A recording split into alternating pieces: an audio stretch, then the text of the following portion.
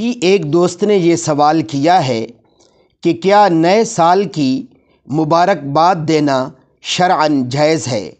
تو میرے محترم سامعین، اس شرعی مسئلہ کا جواب خوب توجہ سے سماعت فرما لیجیے اور یاد کر لیجیے، انشاءاللہ العزیز فائدہ دے گا۔ تو توجہ سے جواب سماعت فرمائیے۔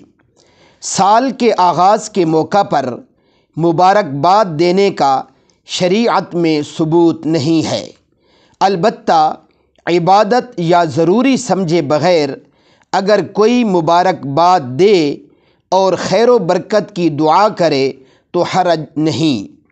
البتہ نئے اسلامی سال کے شروع میں درج ذیل دعا پڑھنا بعض روایات سے ثابت ہے، لہٰذا ہر مہینہ کا چاند دیکھ کر اور قمری سال کے آغاز میں یہ دعا پڑھنی چاہیے۔